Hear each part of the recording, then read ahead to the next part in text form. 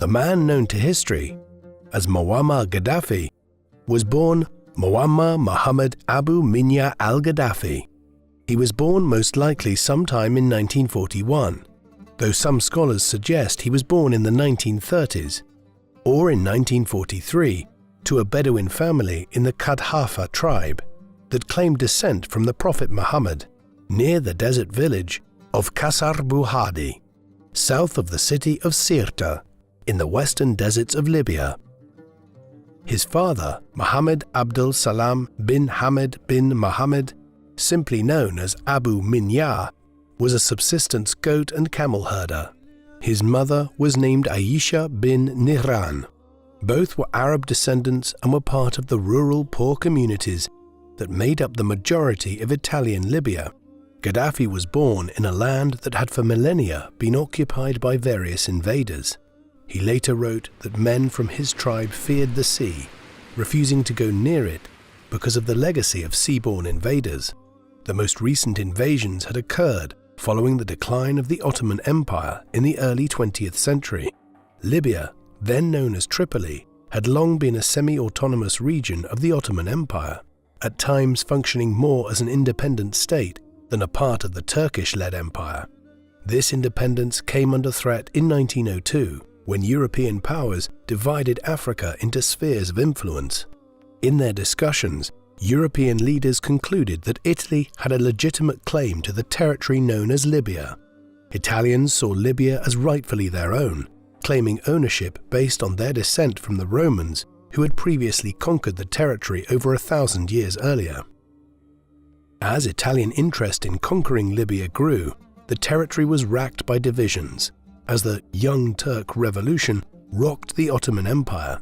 The Young Turk Revolution was a series of constitutional reforms forced by Turkish nationalists beginning in 1908 that divided elites across the empire, even in far-off provinces such as Libya, where supporters of the revolutionaries sought to oust political appointees of the Ottoman Sultan. In the chaos following the revolution, many Libyans threw their support behind the invading Italians, who in September of 1911 launched a major invasion of Libya. The Italians soon seized many coastal cities. However, they were unable to penetrate deeper into the hinterlands of Libya, leading to a long and bloody war between supporters of the Ottoman Empire and the Italian forces and their allies. Increasingly, however, as the Ottoman Empire found itself embroiled in World War I, the Libyans were forced to fend for themselves, helping to further fracture the Libyan resistance into smaller, bickering factions. Fighting and protracted negotiations lasted between the Libyans and Italians until 1923, when Benito Mussolini, the new fascist leader of Italy, launched an all-out invasion of the territory. By 1926, over 20,000 Italian troops were stationed in Libya, and the dictator used all available means, including modern weaponry, such as tanks, airplanes, and poison gas. Gaddafi's father fought against these invaders, along with thousands of other Libyans. However, their efforts were largely unsuccessful. Not only did the Italians bring modern weaponry to bear against the people of Libya, but they also created concentration camps that held likely over 100,000 Libyans, or 2/3 of the population.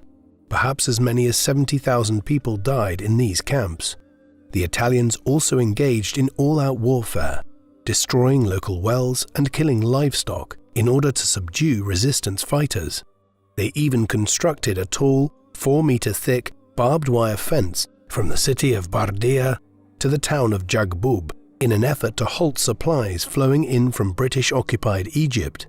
As Italians gained control of larger swathes of Libya, officials encouraged large numbers of immigrants from the Italian mainland to migrate to the newly conquered territory, particularly as Mussolini's policies of vast public works began coming to Libya. Roads, new settlements, and other modern conveniences were all part of the Italian government's efforts to increase the European presence in Libya. However, they also actively discouraged local political participation, instead favoring an Italian-controlled government that frequently clashed with local Libyan tribes. The Italians furthermore sought to suppress all Libyan literature in an effort to force Libyans to become more like their colonizers. Throughout this period, many Libyans continued to favor pan-Islamic governments, or those governments that united various nationalities under the common belief system of Islam. However, a growing portion of the Libyan population, particularly the younger generation that came of age following the collapse of the Ottoman Empire in 1918 and the Italian occupation, came to favor Arab nationalism or the belief in a nation-state based on Arab ethnicity rather than based on religion. The first efforts at creating an independent nation-state of Libya were in November of 1918, when the Tripoli Republic was formed and declared its independence both from Ottoman and European powers. However, no recognition came from European powers, particularly since the British in 1915 had promised the Italians control of Libya in order to gain their support during the Great War. The results were Italian occupation and oppression of local political activity.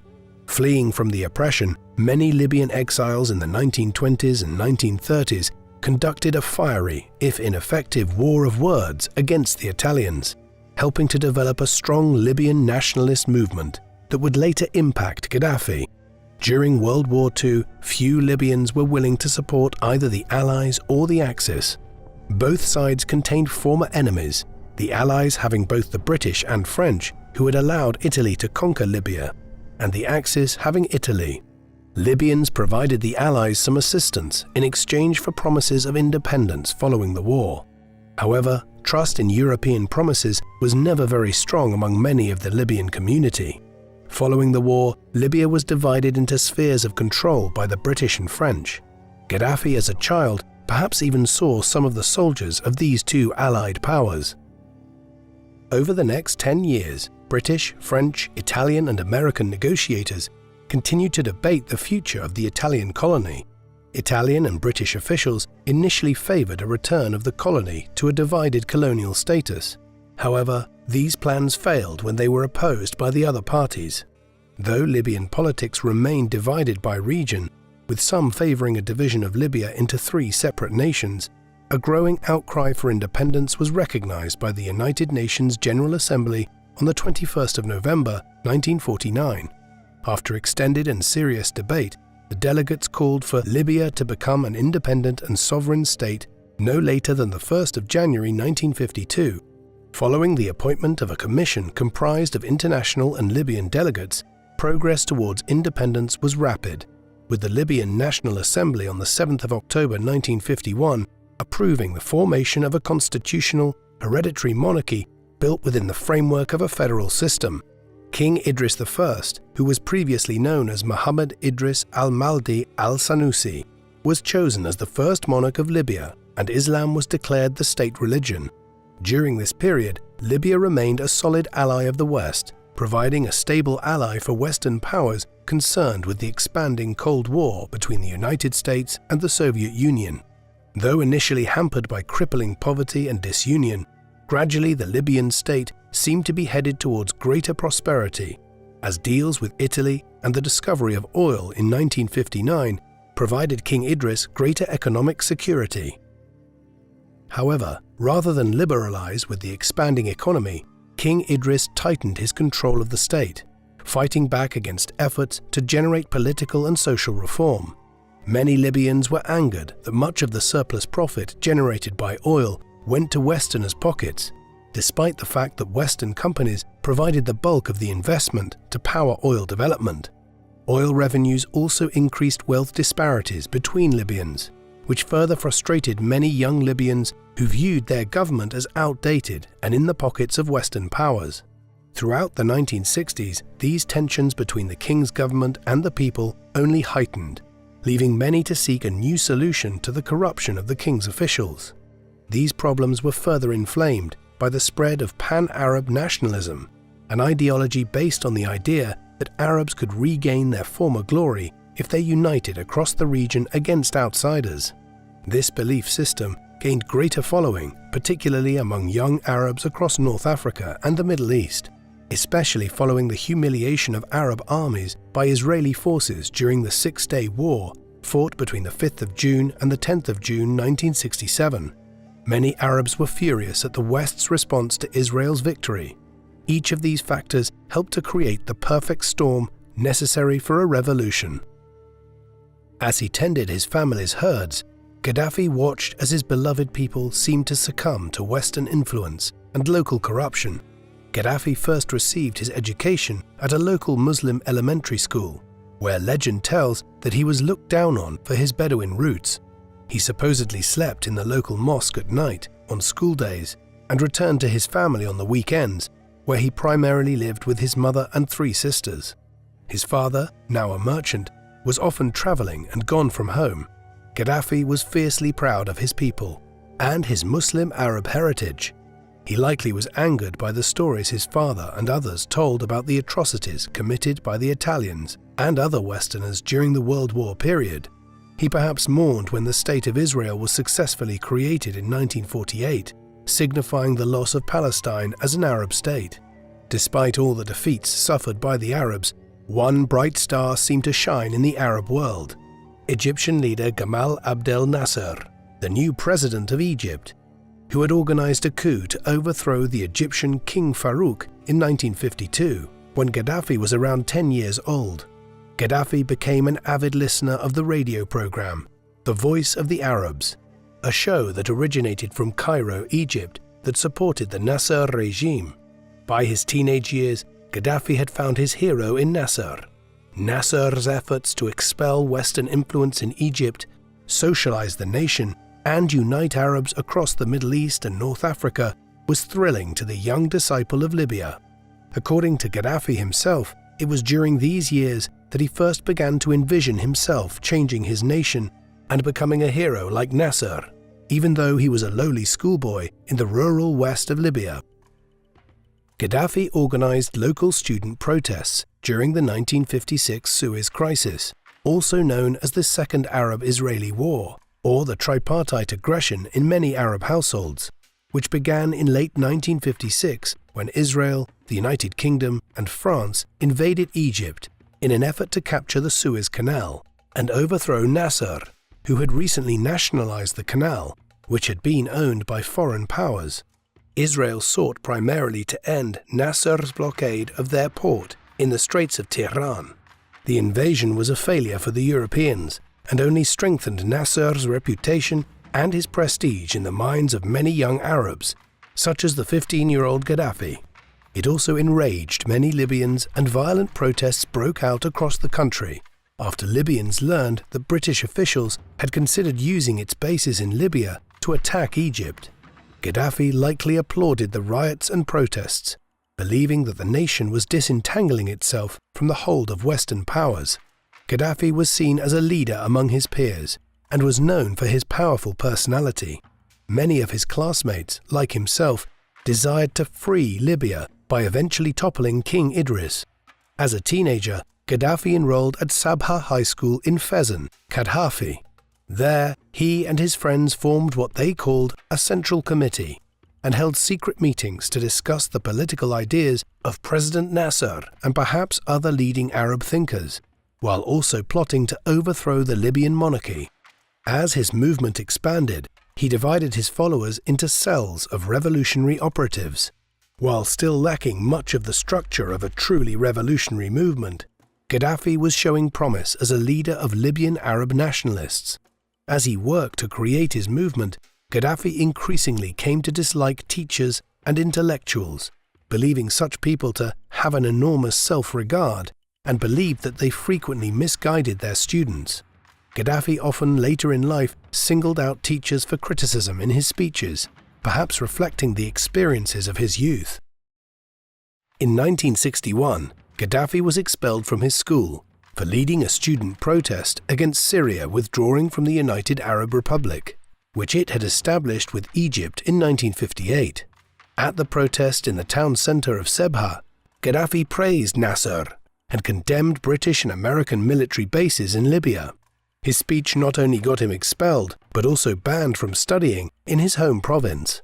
Leaving his home and family, Gaddafi traveled north to Misrata, over 700 kilometers north, to finish his studies, which he did in 1961. Undeterred by his expulsion from his home province, Gaddafi set about expanding his network of revolutionaries while finishing his education. His recruitment efforts expanded beyond Misrata, and Gaddafi found recruits in Tripoli, Janzur, Jletin, and Homs, allowing him to create an even broader network of revolutionary cells throughout the country. While building his network, Gaddafi briefly studied history at the University of Tripoli. However, more momentous was a gathering of his followers in 1963. Members of the cells from Sabha, Misrata, and Tripoli, and likely other cities, gathered to discuss future plans for the movement. At this meeting, the organizers and participants decided that Gaddafi and 2 others from the movement would enroll at the Benghazi Military Academy, though some suggest the idea originated from Gaddafi alone. Their purpose in enlisting in the army was to begin recruiting supporters for a coup among the army. Gaddafi later recalled, "The army was the only thing capable of imposing the people's will by force." Gaddafi soon insisted that others in his movement enlist as well, and though some of his fellow revolutionaries were less enthusiastic about enlisting in the army, Gaddafi's orders were to be followed to the letter. As Gaddafi entered the army, he reorganized his movement to directly resemble that of Nasser's Egyptian revolutionaries, Gaddafi renaming it the Free Unionist Officers Movement and creating another central committee to direct the movement. Some of his boyhood friends were key members of Gaddafi's inner circle as he rose to power. Some of these men were Ali al-Khudri, Abdel Salem Jalud, Mustafa al-Haroubi, and Abu Bakr Yunis Jabir, all who later held prestigious positions within Gaddafi's government. Frequently, Gaddafi was punished for his rebellion against officers and the military structure. Yet the young man continued to defy the system he hated. Meetings of the revolutionaries were held during holidays and in secret locations throughout Libya. Members of the movement continued to recruit enthusiastically, seeking to gain broad support, particularly in the military, necessary to execute a successful coup.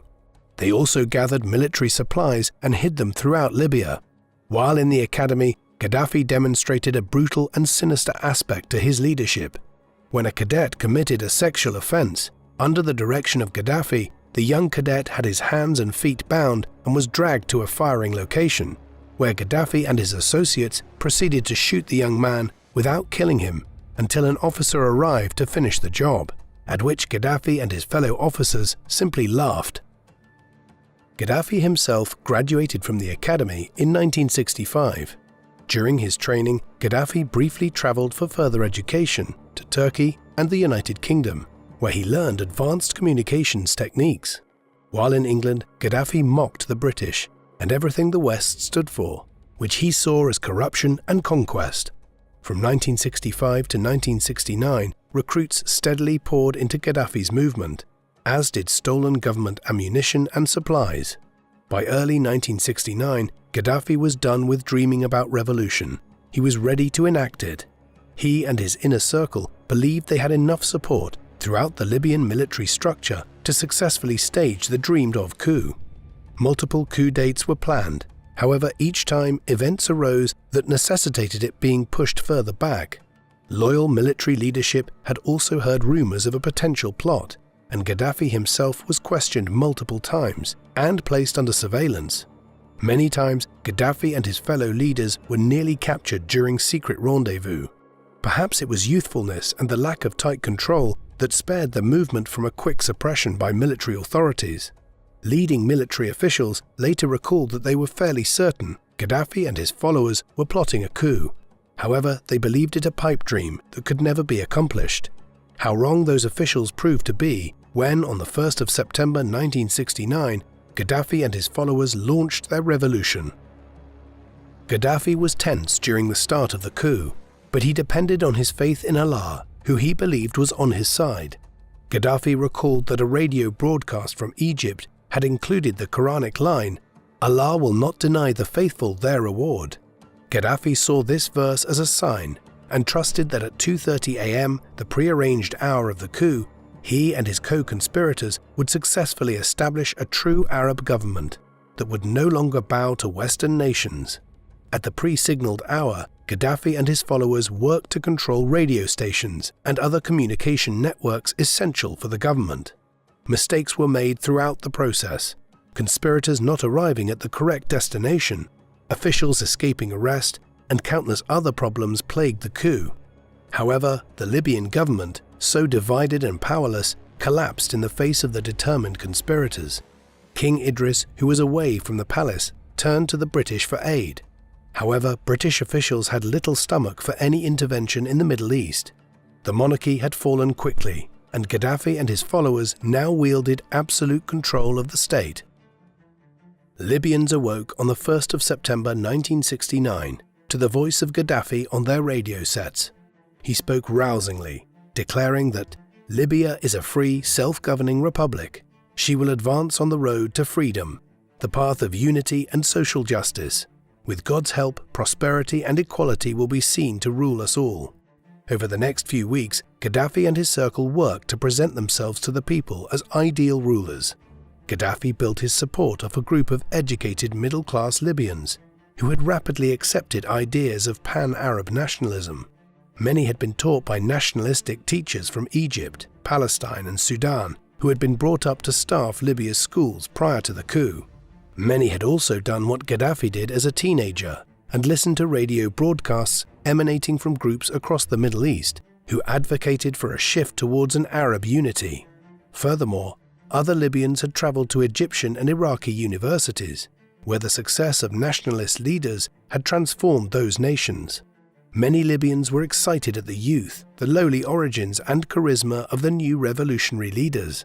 Despite the excitement of some Libyans, others were concerned that the cadre of revolutionaries had seemingly sprung out of nowhere and seemed to have no experience in the realm of global politics.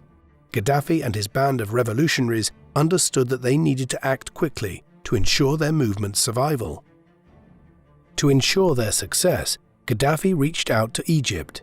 President Nasser, shocked like many other leaders across the globe, sent his chief advisor to see what had occurred in Libya. Later, Nasser himself met Gaddafi and was amazed at how rustic the revolutionaries were. Truly, it had been a revolution that surprised even the most dedicated pan-Arabist. Despite his surprise, Nasser sent a host of advisors and military officers to help stave off a counter-revolution. As Egyptian advisors arrived, Gaddafi and his inner circle worked quickly to radically alter the political structure of the nation and destroy the last vestiges of royal authority. He and his friends arrested hundreds of individuals, including royal family members, politicians, government officials, and army officers who posed the least threat. At the time, the punishments imposed on these opponents was light, though Gaddafi and his revolutionaries humiliated their adversaries by holding public trials that were televised across the nation. Furthermore, Gaddafi helped to break Libyan tribal leaders' hold on politics by redrawing administrative borders to intentionally break up traditional tribal boundaries, and by replacing city officials with his own supporters. The Islamic University at Al-Baida, a place of opposition thought, was closed and the army was strengthened. While cracking down on the opposition, Gaddafi moved to strengthen his own position. Taking on the rank of colonel, the same rank Nasser held, Gaddafi seized command of the army at the same time that a civilian government was formed. His fellow conspirators, who had been promised that after the coup the power would be returned to the people, began to recognize that Gaddafi had no intention of giving back his power. Some of the newly appointed civilian leaders attempted to stage another coup in December of 1969 to overthrow Gaddafi. However, they were met with dismal failure. Even some of his close allies were angered by Gaddafi's actions, especially Mohammed Najim, a man who was a strong proponent of democracy. Other revolutionaries were troubled by Gaddafi's public attacks on his fellow conspirators, and for his efforts to blame the failures of the revolution on his allies. By and large, however, the majority of Gaddafi's supporters remained awed by their leader, and his brilliance in surmounting all odds to overthrow the king and his Western-backed supporters. While some Libyans were terrified at Gaddafi controlling the nation, many were giddy with glee at the attacks on the Western institutions in the country. Foreign military bases were closed, and the British were finally expelled in March of 1970, the Americans following a few months later. The last of the Libyan Jewish community was also banished alongside Italian settlers. The property and assets of those who had been expelled were seized by the Gaddafi regime, who declared that it was merely anti-imperialism that prompted the seizures. Foreign banking capital in Libya, as well as oil facilities, were seized, the oil facilities being nationalized for the Libyan state. Gaddafi, always a deeply religious man, also launched a brazen assault against Western cultural influence, attacking and closing casinos and nightclubs, while also banning alcohol in accordance with certain Islamic teachings. In 1972, Sharia law, or Islamic religious law, was established in place of the king's secular system. Gaddafi also established the Islamic Call Society, a Muslim missionary body funded with Libyan oil money that produced propaganda in favor of Islam and Libya. While some Libyans were outraged at the assault on their rights, many others were excited at the restoration of religious authority and the expulsion of the West from Libya. Too many years of imperial aspirations had hardened most Libyans' feelings regarding the West. Westerners were colonizers and conquerors who frequently broke their promises and enabled corruption in local governments. Gaddafi capitalized on these feelings to build up his own power and encourage mass support for his plans. Gaddafi and his closest supporters mobilized the state to ban all political activity not approved by his inner circle, the most dramatic law being Law No. 71. This law, created in 1972, ordered the death penalty to be imposed on any Libyan engaging in party politics, a law which remained in force until Gaddafi's fall in 2011. The revolutionaries also banned unofficial trade unions, the only approved unions being monitored closely by the government's Ministry of Labour. The free press was hamstrung, with 10 major newspapers being closed at the order of the state. Even state-approved presses were rigidly censored to ensure only the state's messages could be disseminated. However, even in the midst of these changes, there was little formal planning on how to reconstruct the nation or stimulate the economy. While authoritarian measures were passed, the economy collapsed and unemployment skyrocketed. Chaos seemed to be descending rapidly on Libya, and many Libyans began to grow distrustful of the young revolutionaries. It was one thing to talk of ideals of Arab nationalism, it was another to make it a reality. Even a once popular government began to lose its appeal when progress seemed stalled. As these crises threatened the nation, Gaddafi began to assert his control over his fellow revolutionaries. More and more of his former allies were offended by the lauding manner of Gaddafi and his tyrannical attitudes. A greater number of his allies began to complain about Gaddafi and his frequent childish outbursts in meetings when anyone opposed him. For those who remained loyal, they were incorporated into a new political movement that Gaddafi was gradually organizing to sideline the free unionist officers. Many of the members of the new order included family members and other groups that had not initially participated in the revolution. While he had gained political control, Gaddafi was disappointed that the revolution he wanted to occur in the social fabric of society was not occurring. Many Libyans, while liking his anti-Western and pro-Muslim rhetoric, were unwilling to dramatically alter their lives to support Gaddafi's vision of dramatic social change. This led Gaddafi in 1972 to threaten to resign, after which he traveled to Egypt for a brief time. When he returned, his fellow revolutionary leaders informed Gaddafi that they had accepted his resignation. Enraged, Gaddafi reminded the Central Committee that they had not been elected, to which they reminded Gaddafi that he had not either. Infuriated, Gaddafi retorted, "I have popular support, and I will give my resignation directly to the people." The committee, perhaps sensing a moment to oust their leader, agreed with Gaddafi's proposal and set up a special meeting near Tripoli on the 16th of April 1973 for the people to hear Gaddafi's public resignation. The meeting was to be held in the quiet town of Zawara. On the appointed day, Gaddafi took his place on the stage, and as he rose to speak, he shocked all his listeners. Rather than resign, Gaddafi brazenly called for a change to save the revolution and change the laziness of the Libyan people. Gaddafi declared that it was time for a cultural revolution. In launching his new revolution, Gaddafi, in the words of one historian, began an intense personalization of politics. that became the staple of Libyan society till 2011. In his program, Gaddafi declared that there would be 5 major points. First, all existing laws were to be replaced by revolutionary enactments. Second, all anti-revolutionary elements of society were to be suppressed by the state. Third, a revolution would be supported that would destroy the current administrative state and all aspects of bourgeois society. Fourth, the people would be armed in mass to form a large militia to protect the revolution. And finally, the removal of all ideas that contradicted the Quran. In every town, committees were to be formed which would be elected by the people and were to control all aspects of society. Purged from leadership positions were those mayors, school administrators and local leaders who had survived the previous purges. Gaddafi urged his supporters in universities to tear up all the imported books which do not express Arabism, Islam, socialism and progress. By August of 1973, over 2,000 committees had been formed and numerous regime opponents arrested, as well as scores of those accused of sedition by personal rivals on the committees. Rather than slim down the bureaucracy, the government had nearly doubled in size, enabling it to control almost all aspects of social life.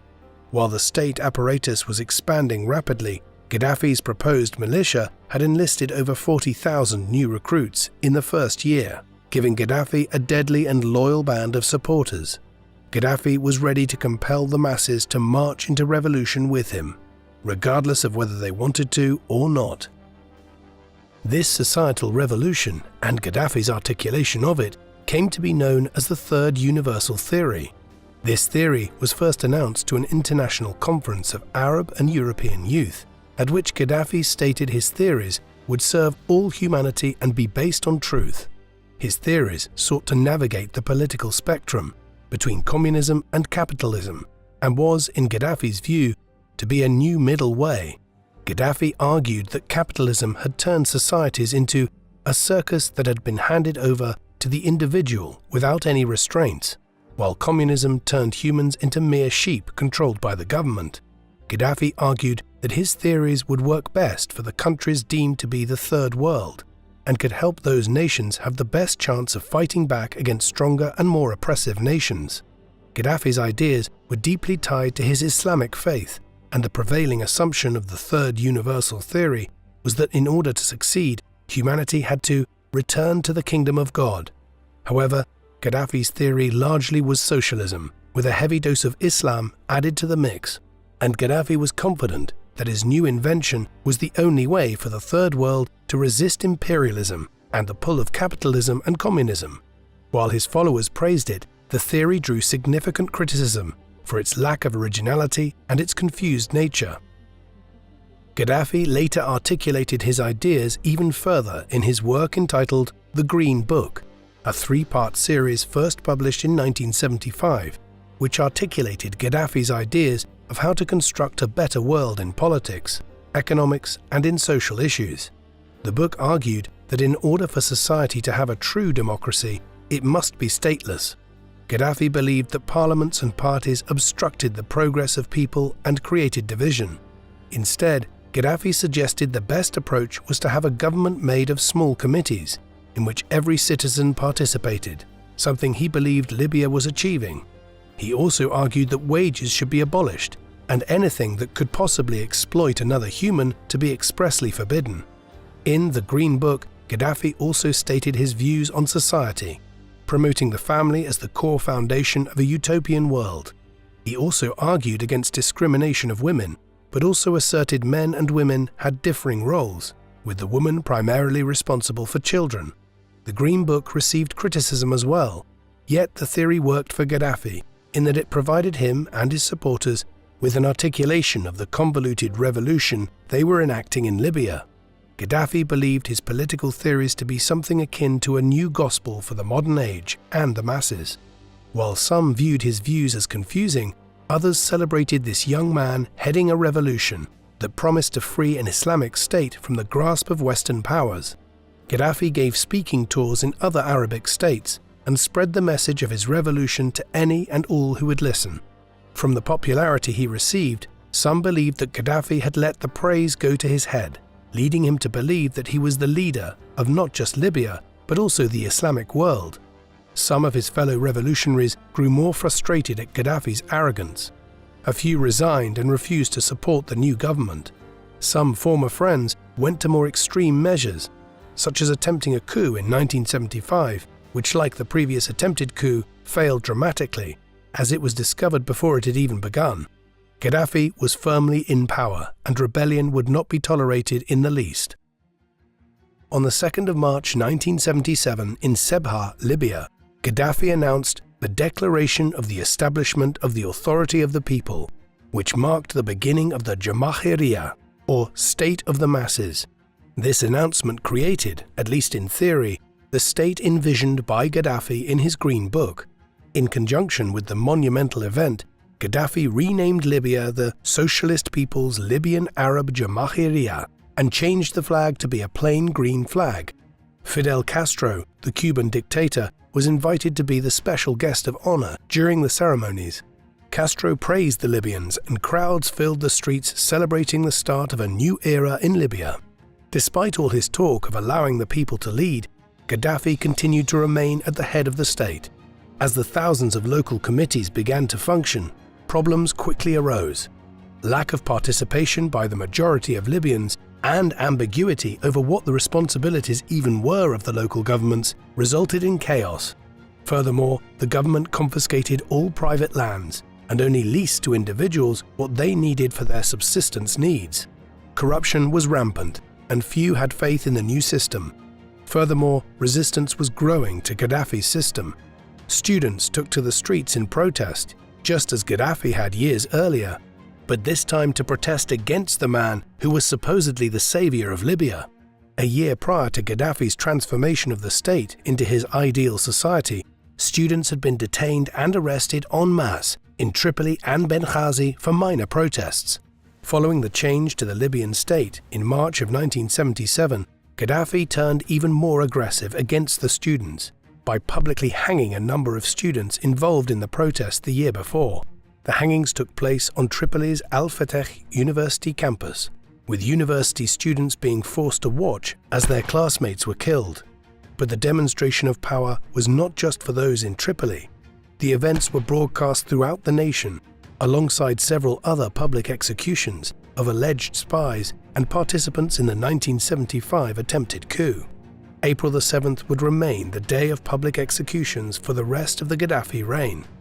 However, even as Gaddafi demonstrated his willingness to use brutal force to suppress dissidents, he also created ways to heighten his power and protect his revolution.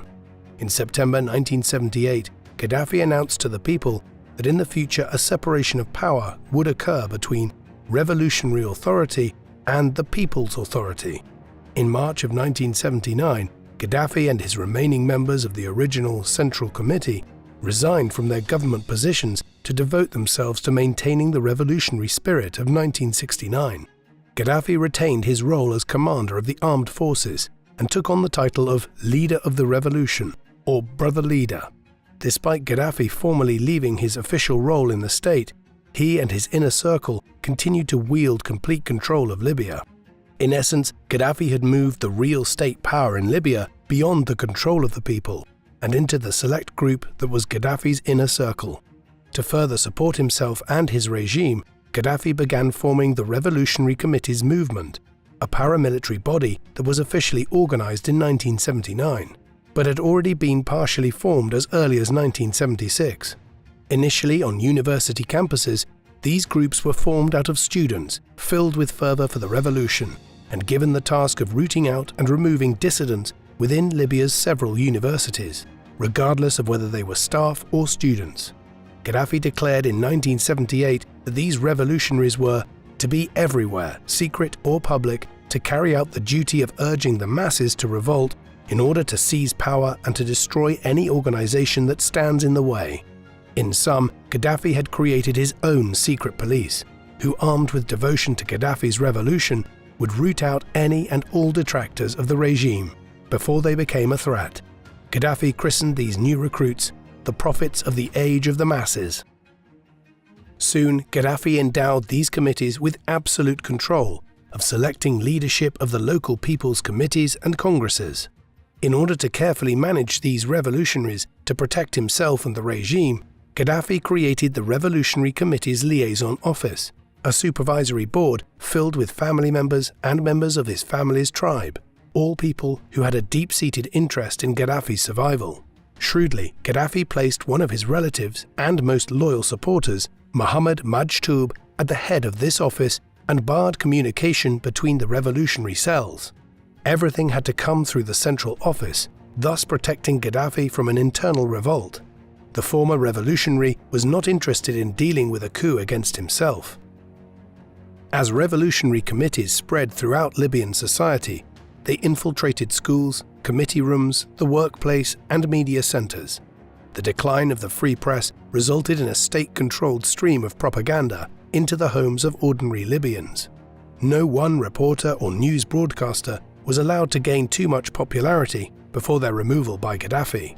In essence, Gaddafi and his new band of revolutionaries had reformed society to create a world where Libyans were disconnected from the outside world and the reality of their own world. By 1980, the isolation of Libyans was almost complete, as Gaddafi's revolutionary committees were instructed to liquidate any and all opponents of the revolution. Gaddafi's followers launched a wave of terror in an effort to root out opposition. Thousands were arrested, and a climate of fear settled onto the populace of Libya. Not even the various imperial colonizers had been able to achieve such absolute control of Libyan society. Countless horrific stories could be told of the oppression and the terror that faced Libyans throughout the rest of Gaddafi's reign. Public executions and televised interrogations cemented in the minds of many the understanding that to fight was to suffer and to die. No one, it seemed, had the capacity to challenge the regime. As his agents worked to quash any resistance, Gaddafi's economic policies were further crushing the minimal prosperity that had been gained prior to his rise to power. The devaluation of the Libyan dinar, the confiscation of private property, and the destruction of private commerce and trade caused untold havoc on the Libyan economy. Under Gaddafi's instruction, the state moved into occupying all aspects of Libyans' lives. Consumer shortages were common, and what little imports made their way into the state-run supermarkets were often poor quality. Gaddafi and his regime also banned private doctors or lawyers, forcing all within those professions to work for the state. As private sector jobs were crushed and squeezed out by Gaddafi's policies, the majority of Libyans turned to the state for jobs. Controlling all of the oil revenue, Gaddafi and his followers were more than happy to expand the state apparatus to provide more jobs, many of which were pointless desk jobs. The government provided everything: work, healthcare, welfare, a home, a car. Yet the people were still poor, and public servant salaries were frozen in 1981 and remained so until the late 2000s. The result of Gaddafi's state-run economy was poverty and astronomical amounts of waste of public funds. Gaddafi's policies not only hurt the cities, but also the rural regions of the country, as he encouraged increased production, which resulted in depleted water stores and overused lands. Libyans throughout the 1980s and into the 21st century suffered from their leaders' ideas and revolution. As Gaddafi set to transform the economy in the 1980s, he used the military as part of his toolkit. Having long been a heavy spender when it came to weapons, buying large amounts of weapons from the Soviet Union, Gaddafi sought to strengthen his nation and regime by militarizing the majority of Libyans, beginning in the schools. Military uniforms and military topics were compulsory at the nation's schools. Students were in essence drafted into the military. Whether it was attempting to buy nuclear weapons, or irrigating miles of desert for farmland, or buying off segments of the population, Gaddafi plowed forward with a relentless determination and pride. He ruled Libya with an iron fist, creating official positions, removing positions, merging government offices, establishing new ones. All came under the direct command of the brother leader, and Libyans throughout the nation understood that they depended on Gaddafi for survival. Gaddafi was not content with only controlling Libya. A true radical, he believed that his revolution and his forces ought to make their power felt abroad. While causing concerns among American leaders that his state was aligned with the Soviet Union, nothing could be further from the truth. Gaddafi wanted Russian guns, but he saw Russia as an imperial power, one to be resisted and eventually destroyed. Gaddafi wanted all to see him as a helper of the oppressed and those resisting colonialism. However, more importantly, he saw himself as a revolutionary for the Arab world. He believed that his revolution held the answers to crushing Israel, expelling Westerners, and returning the Middle East to its former glory. His attitude and plans to conquer Israel were mocked and resented by rival leaders who were frustrated with the young hothead from Libya. He further enraged fellow Arab leaders when, at a celebration in Libya in June of 1970, Gaddafi threatened the visiting foreign dignitaries, including his hero, Egyptian President Nasser, with revolution if they did not unite together. Nasser angrily slammed his fist on the table and ordered Gaddafi to shut up. Though briefly reminded of his place, Gaddafi was undeterred. He believed that upon Nasser's death in 1970, he himself would hold the place Nasser had occupied in international politics. He also declared that Libya, and by extension himself, would be the catalyst in unifying Arabs everywhere into a single nation, much as Prussia had unified Germany and Piedmont had unified Italy. While the rest of the region had moved on from the vision of a pan-Arab nation, Gaddafi clung to this vision with a tenacity which characterized the rest of his life. In speeches and in his writings, Gaddafi constantly envisioned his nation leading Arabs to a brighter future. As other leaders across the region resisted his efforts to unite their countries with his own, Gaddafi began working behind the scenes to destroy those who opposed him. During the 1970s and 1980s, Gaddafi was accused of helping orchestrate an assassination attempt on the Tunisian Prime Minister Hadi Nouira and supplying and training rebel Tunisians who attacked a mining town near the Tunisian-Libyan border. When France sent aid to help Tunisia, Gaddafi allowed mobs to attack and burn the French embassy in Tripoli. He supported an attempted coup in Morocco, as well as one in Sudan, and had attempted to foment rebellions in Egypt. As his fellow Arab leaders sought to quell the firebrand revolutionary, Gaddafi only intensified his efforts. He angered fellow Arabs by supporting the Iranians and Iraqi Kurds against Saddam Hussein, Iraq's nationalistic leader, and considered one of the Middle East's leading Arab figures in the 1980s. Gaddafi, ironically, considered Hussein a thug and did everything in his powers to fight him. Furthermore, Gaddafi saw the Iranians as far more anti-Western than many Arabs, a prime virtue in his eyes. However, one area he did agree on was supporting the Palestinians. With his oil money, Gaddafi bankrolled a wide range of Palestinian groups and sought to particularly support the most radical and militant groups during the 1970s and 1980s. He founded camps dedicated to training Arabs from across the Middle East in fighting the State of Israel, and established what he termed the Jihad Fund to finance military action by Palestinians. For Gaddafi, terror was a legitimate weapon to be used in fighting the State of Israel. Even in his views on the Israeli-Palestinian conflict, Gaddafi was too radical and led many Arabs to view him as a ludicrous and insane leader.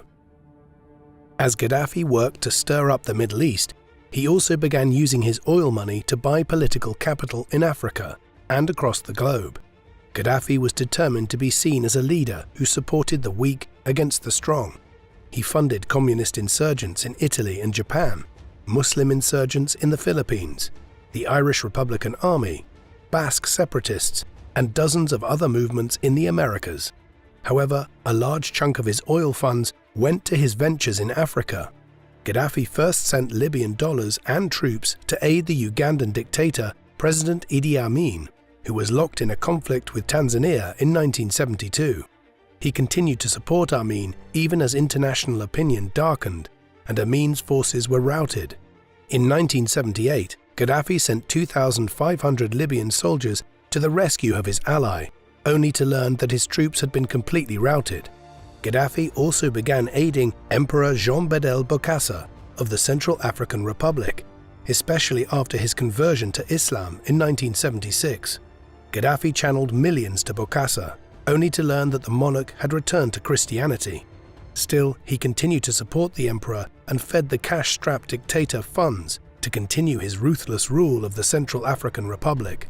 In the same way that he erratically funded tyrants, He also provided support to anti-colonial and anti-apartheid movements throughout Africa, including Nelson Mandela's African National Congress. Gaddafi became a force to be reckoned with in Africa, and many leaders came to take the dictator of Libya seriously. However, his most notorious interference was in the African nation of Chad, as he supported Muslim rebels in their bloody civil war against the Christian government. By the 1980s, the war had turned against the Muslim rebels, to such a point that their leader Gokoni Ouedi began to seek for peace. Gaddafi refused to allow the conflict to stop and attempted to arrest Ouedi while he was in Libya. The results were disastrous. The people of Chad collectively turned against Gaddafi and began marching towards Libya. Between 8,000 and 10,000 Libyan soldiers, many of whom were conscripts, were killed in the fighting, which lasted until September of 1987, when Chadian soldiers moved into Libyan territory. Not only did the war end in a disastrous defeat, but it also led to many Libyan soldiers defecting to Chad and joining the Libyan opposition. The war was costly, but Gaddafi seemed to care little about the repercussions. While pouring funds into various projects across Africa and the Middle East, Gaddafi remained steadfastly committed to overthrowing imperialism in any form, be it from the West or from the Soviet Union. By 1977, Libya had completely alienated the United States of America's leadership, who saw Gaddafi as sponsoring terrorism and insurgency.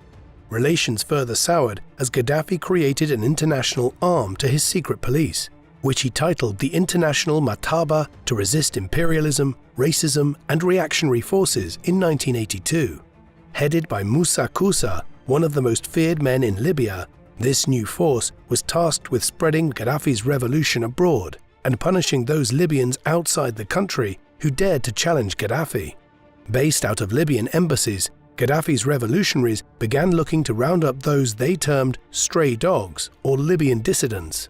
Gaddafi was paranoid that perhaps those anti-regimists would topple his creation, and he sought to brutally suppress them, even going so far as to tolerate plane hijackings and attacks on foreign soil. However, even before the establishment of the International Mataba, Gaddafi's people were at work trying to silence the opposition. In April of 1980, two Libyan expatriates, Mohammed Ramadan, a Libyan journalist with BBC's Arabic service, and Mahmoud Abu Nafa, a lawyer, were shot and killed in London. Soon afterwards, more murders of Libyans occurred in Italy. When foreign opposition mounted, Gaddafi brushed the international anger aside. He had once stated, "Some people will die and people will forget about them, but the result will be that right will triumph, good will triumph, progress will triumph."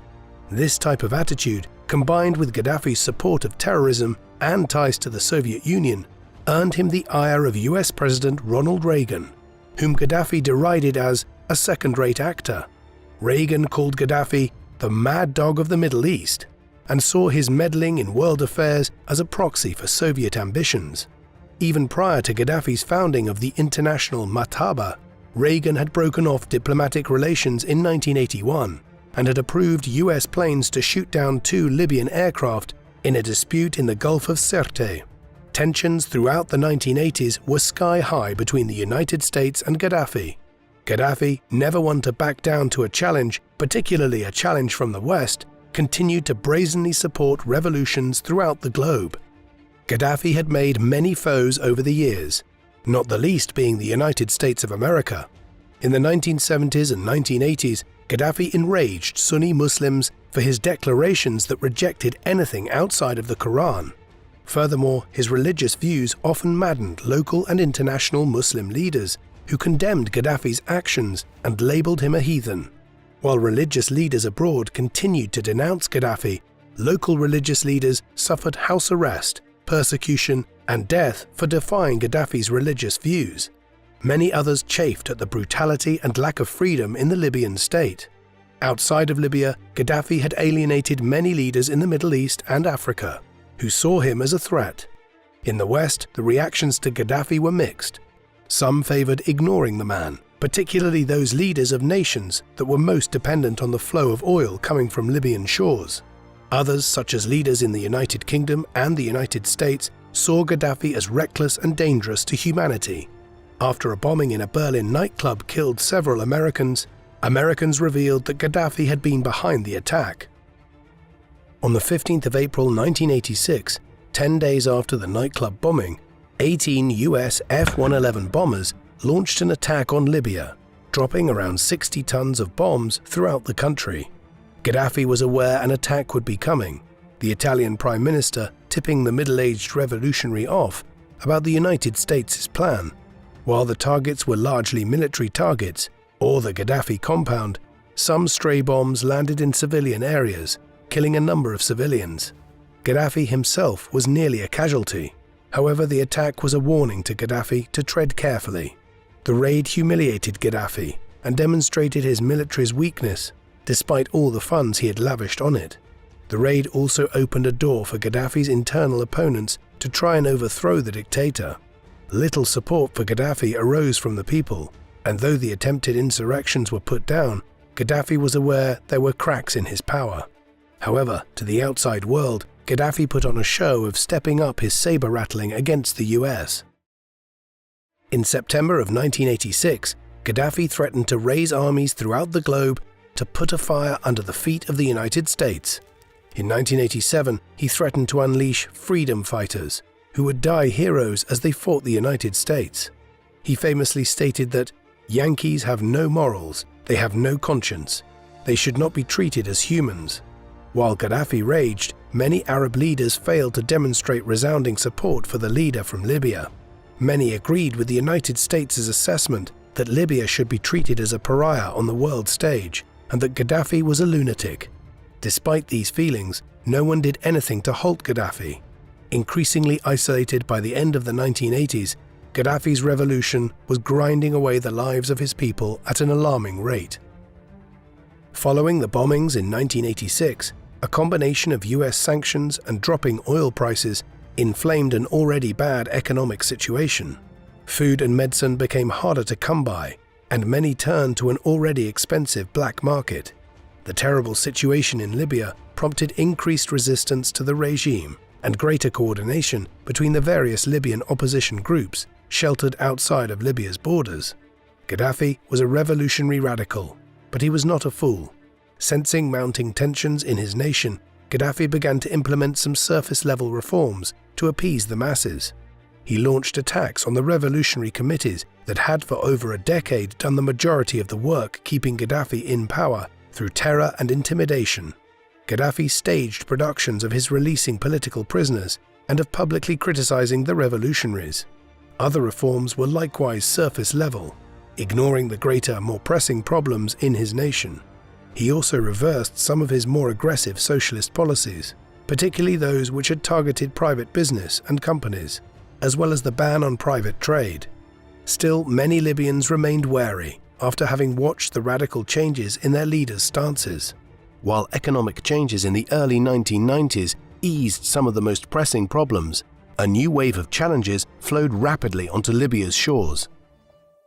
On the 27th of November 1991, the United States and United Kingdom called for Libya to surrender two of its citizens that were believed to be part of the bombing of a Pan-American World Airways flight over the Scottish town of Lockerbie, which killed over 260 people, as well as to accept Libya's role in the atrocity and pay indemnities. Predictably, Gaddafi was outraged, though later sources indicate that the Libyans were only a part of a larger terrorist plot. Gaddafi launched a series of highly explosive speeches, claiming himself to be the victim and the sole defender of Arabs and of oppressed peoples across the world. However, threats of American and British sanctions terrified Gaddafi. Knowing full well how dire the economic situation was in Libya, Gaddafi made some conciliatory gestures and pled with the United Nations to intervene. Gaddafi even shared his involvement with terrorist groups in hopes of obtaining Western goodwill. Such efforts came too little, too late, and on the 31st of March 1992, the UN Secretary Council accepted Resolution 748, which launched a host of sanctions against Libya. However, while the sanctions and asset freezes that came in 1993 hurt the Libyan economy, European states such as Italy, Spain, and Germany helped protect the main source of Libyan wealth, oil. These states, the largest importers of Libyan oil, lobbied hard and successfully to prevent the United States' suggestion of sanctioning the Libyan oil industry. Gaddafi, at least for the moment, could retain control of events. As the sanctions began to take effect, unhappiness in Libya rose. The terror of the Gaddafi regime and the lack of basic necessities led some Libyan officers to begin plotting to stage a coup. Having come into contact with Libyan opposition groups in Germany, these officers began laying the groundwork for a coup in a similar manner to Gaddafi's own plotting decades earlier.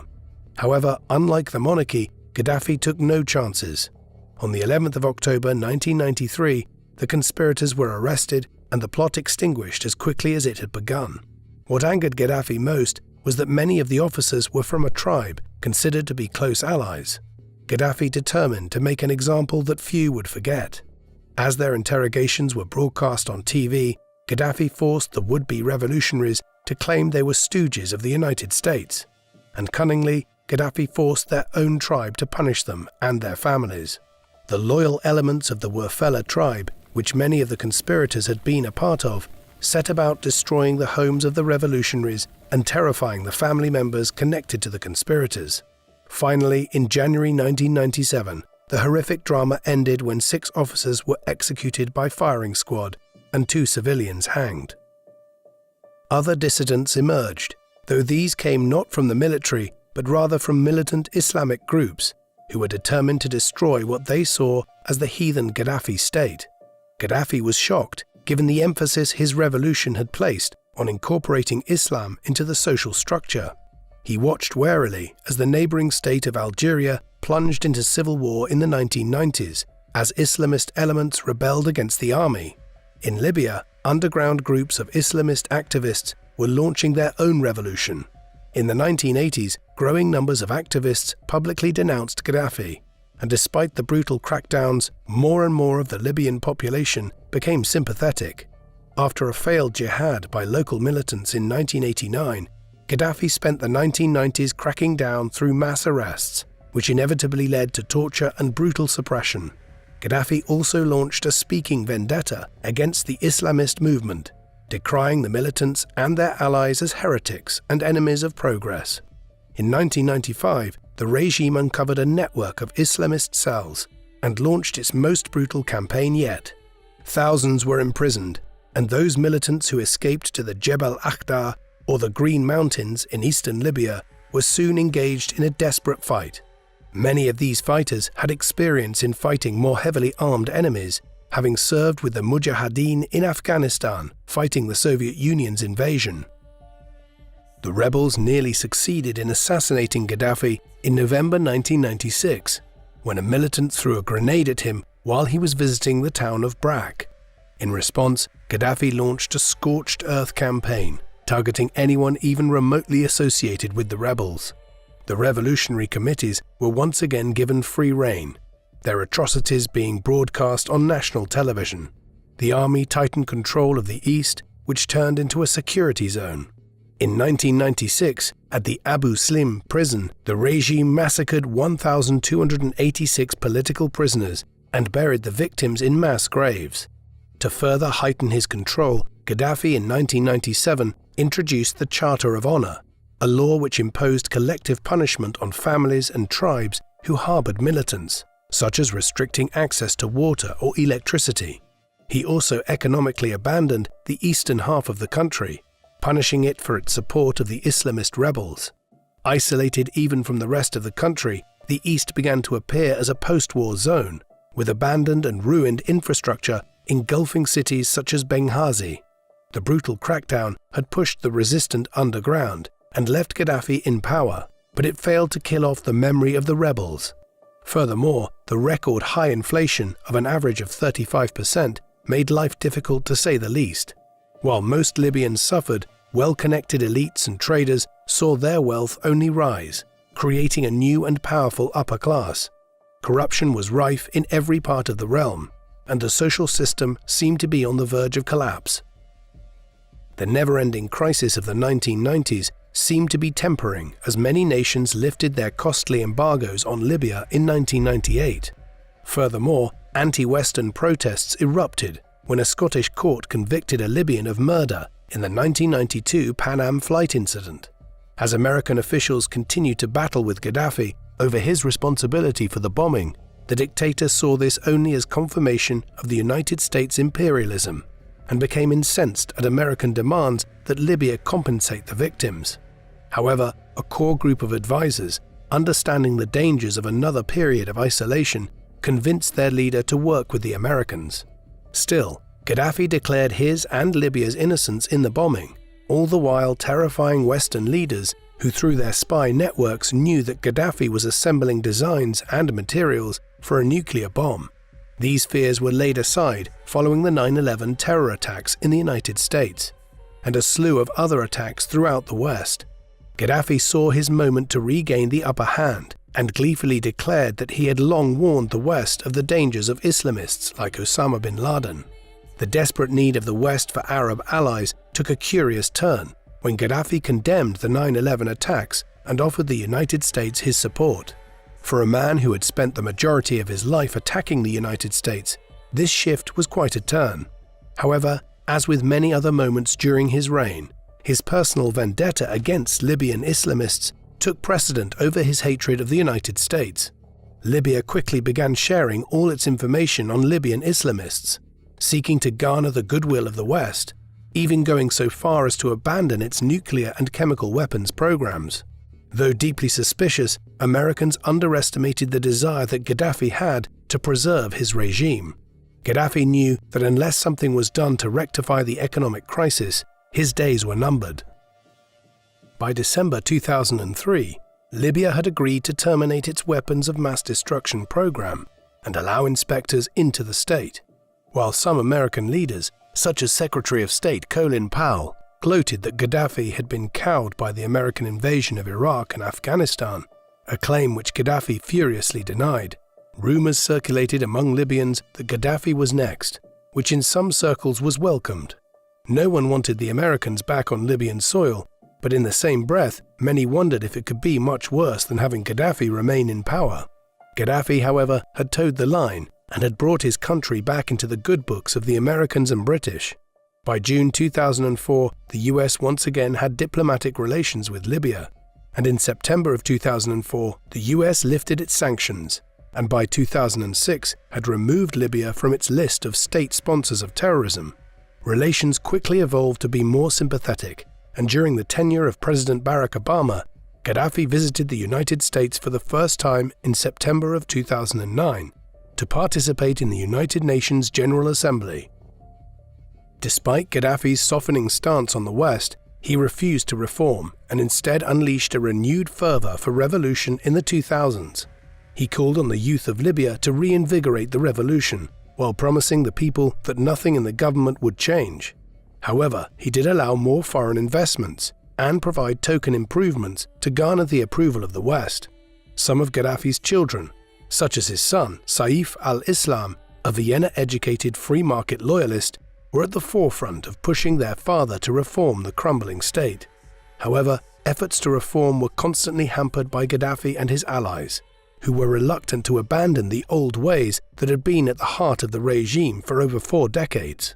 Furthermore, efforts to reintroduce privatization into the economy failed to stop the growth of an oligarchic class that reaped the rewards of a new friendship with the West, including many of Gaddafi's children, who took excess to a new and dangerous level. Talks of democracy were cheap and never serious, though Western officials hoped, and believed the rhetoric of Libyans like Gaddafi's son Saif, that change would soon come. In many ways, it was all a farce. Gaddafi and most officials had no intention to change, no matter how persuasive his son or others could be. As the regime experienced this period of change, with wealth flowing once again into certain Libyans' pockets, the vast majority of Libyans never truly felt the impact of reform. Gaddafi was erratic and brutal. Most depended on the state to survive, and it seemed that Libya was locked in time as a backwards, anti-Western and socialist state. Tensions underneath the surface burst violently through the fabric of Libyan society when at 3:30 p.m. on the 15th of February 2011, a young lawyer from Benghazi named Fathi Terbil, who was representing the families of those men killed at the Abu Slim prison massacre in 1996, was arrested. His crime was his organizing a day of rage or mass protest planned for the 17th of February to call for reforms and a constitution. Gaddafi and his supporters were also keenly aware of the troubles brewing across the Middle East. Tunisians and Egyptians had ousted their long-term leaders, resulting in new governments. It was the start of what would become known as the Arab Spring, and Gaddafi perhaps sensed that something had to be done before his nation succumbed as well. Public demonstrations were increasing, and Gaddafi was moving quickly to cut off the viper of revolution. He condemned the Arab Spring revolutions in Tunisia, held meaningless but showy public talks with ordinary Libyans, and provided empty promises of change and increased handouts. These niceties were also accompanied by the regime's usual heavy-handed oppression of arresting and questioning potential revolutionaries. However, unlike in previous decades where the Libyan state had snuffed out revolution before it began, Gaddafi was far too late. When word spread that Turbil, the young lawyer, had been detained, outrage swelled into direct protest, and crowds swelled the streets of Benghazi. The outside world watched breathlessly as the crowds shifted from protesters to rioters.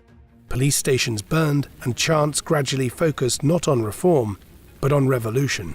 The people wanted the regime to end. Gaddafi unleashed his revolutionary forces on the people, killing dozens and scattering the rest on the 17th of February 2011. However, the next day the masses returned to the street, once again calling for change. As violence escalated in Benghazi, revolts in other cities began to take shape. Gaddafi moved quickly to cut off the city by disrupting internet and cell phone coverage. It proved futile. Revolution was spreading, and it was spreading fast. As protests spread to cities throughout Libya, the regime's forces worked to brutally quash any resistance. Deaths mounted and the crowds continued to grow, swelled with Libyans tired of the violence and fear that had been the staple of their daily lives for so long. Though shocked, Gaddafi quickly rallied his troops to Tripoli, where he hoped to begin reinstating his rule. With the nation in chaos, some of Gaddafi's old allies and one friend from his school days turned on him by joining the revolution. Never had a revolt become so serious in all of Gaddafi's time as ruler of Libya. He decided to crush the rebels in a way they would not soon forget.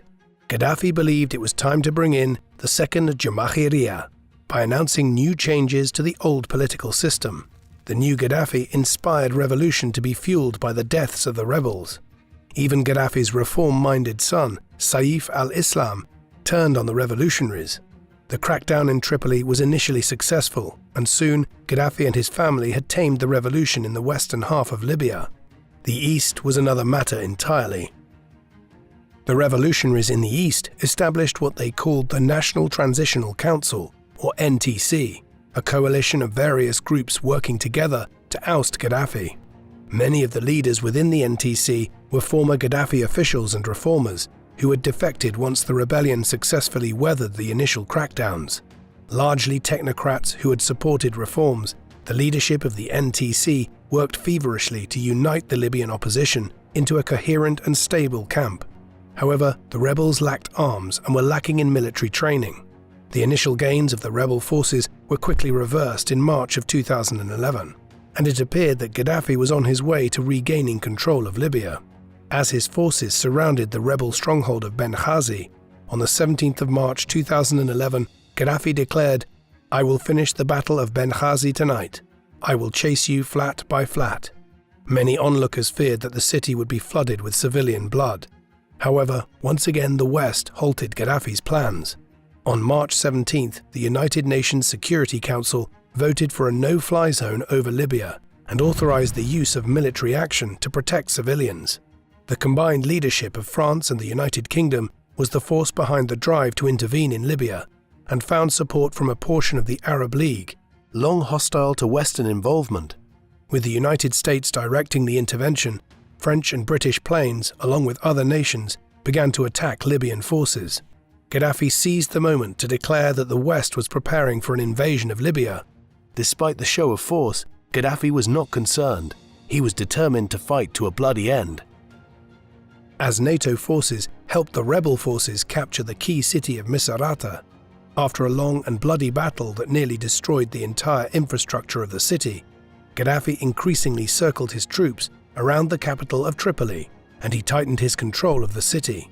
People disappeared daily, and regime forces marched through the city constantly.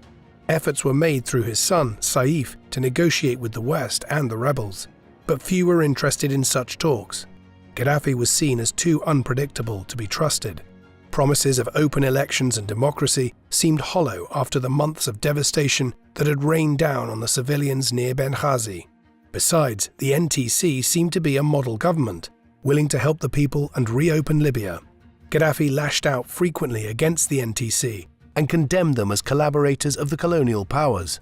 By August 2011, the rebels and their NATO allies had nearly encircled Tripoli and began marching into the city. The Gaddafi forces melted away and crowds surged into the streets in support of the revolution and ransacked his home. However, Gaddafi and his family were nowhere to be found. When rebel forces had encircled Tripoli, Gaddafi and a small convoy of loyal supporters had fled to his hometown of Sirte. The other members of the Gaddafi clan fled to sanctuaries inside and outside Libya, hoping that they could escape the consequences of their father's rule. Meanwhile, rebel forces enacted their full revenge on Gaddafi's supporters, destroying the towns of Bani Walid and Sirte. Human rights abuses were numerous, and the anger the rebels felt at not finding Gaddafi in Bani Walid led to wanton destruction of the city. The battle for Sirte dragged on well into October, the regime forces fighting desperately, knowing that surrender would result in death. Gaddafi himself remained in Sirte, surviving on rice and pasta he had scavenged from the ruins of the city. He read the Quran and made phone calls for help on his satellite phone. As he attempted to flee Sirte, a NATO flyover launched a withering attack that caught the convoy by surprise. Gaddafi was wounded in both legs and was dragged into a sewer to hide. Rebel forces soon arrived and dragged out Gaddafi, raining blows on the 60-something-year-old man pleading for mercy. Finally, a young teenage rebel shot Gaddafi, killing the once proud leader of Libya. His body was dragged through the streets of Sirte before being sent to Misrata, where his body was displayed as a war trophy. Though the NTC pleaded with the rebels to allow the body to be buried, the people refused to comply. Gaddafi was to have not a single honor or respect paid to him. The bloody man who had controlled Libya and remade it to mold his image elicited the hatred and venom of his people. Even days and weeks after his death, crowds lined up to take pictures over the next 4 days of the rotting bodies of Gaddafi and one of his sons. On the 25th of October 2011, Gaddafi was buried in an unknown location in the Libyan desert. The man who believed he would become the next father of the Arabs and leader of the developing world had died in a gutter, killed by a teenage boy. Though he had rained terror down on the Libyan people for 40 years, his reign ended through the will of the people he always declared he was meant to represent. Muammar Gaddafi was in many ways typical of the breed of post-colonial dictators that came to prominence across much of the developing world in the latter half of the 20th century, often claiming to rule in the name of the people of their respective countries, but succumbing to tyrannical and egotistical rule, brutal oppression and risky wars. As terrible as they were, there is a body of opinion that states that with the overthrow of dictators like Gaddafi and Saddam Hussein, the resulting power vacuum led to more deaths and chaos than if both men had remained in power. This assertion is countered by others, however, who state that the people of countries like Libya deserved better than Gaddafi, and the road to democracy, although long and bloody, must be trod or at least attempted in the hope of building a better future. What do you think of Muammar Gaddafi? Was he a strong man and radical revolutionary forced to violence by the pressures of the West? Or was he a true tyrant who cared little for the health and safety of his people? Please let us know in the comments section, and in the meantime, thank you very much for watching.